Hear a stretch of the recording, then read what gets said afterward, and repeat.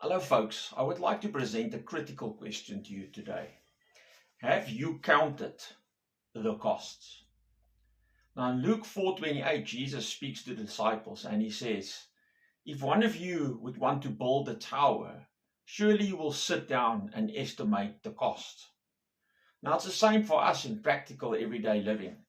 If you're considering to perhaps buy a house or alter your house, plan for your children's future, perhaps purchase a new car, whatever the cost components would be, you would be considering it before you do it. Many of us, of course, make the mistake of not doing that, and we suffer the consequences. Folks, today I want to tell you that it's the same with regards to salvation.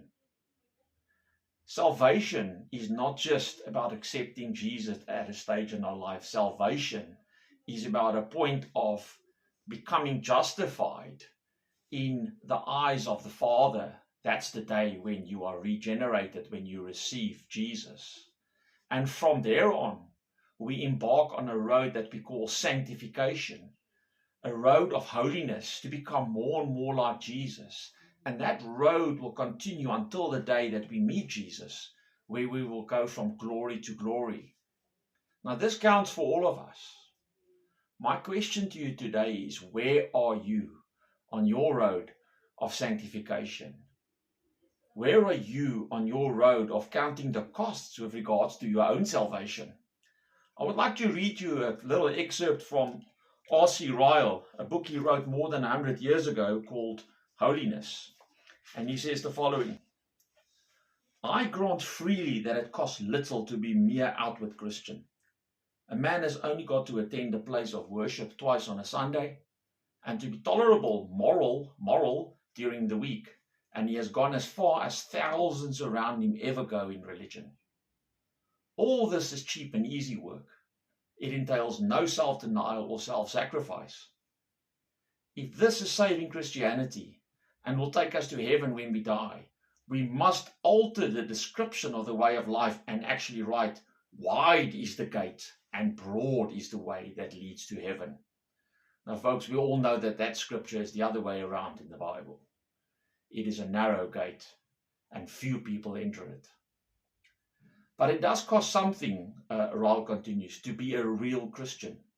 According to the standard of the Bible, there are enemies to be overcome, battles to be fought, sacrifices to be made, an Egypt to be forsaken, a wilderness to pass through, a cross to be carried, and a race to be run. Folks, where are you today in your race as a Christian? Where are you in your race to heaven? Your journey to meet Jesus again one day. Are you seeking to be holy? Jesus said, be holy because I am holy. There's a reason why he said that. Because we are in the process of being prepared for the bridegroom who will come back to fetch his church. Have you counted the costs? Have you looked at your life?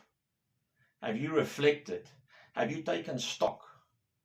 Are there certain issues, certain habits, certain sins that it's been hovering in your life for days, weeks, months, perhaps years, perhaps even decades? These are the things that we need to become victorious over. Because you see, the day that we are saved, we receive justification. It's a regeneration that goes hand in hand with justification.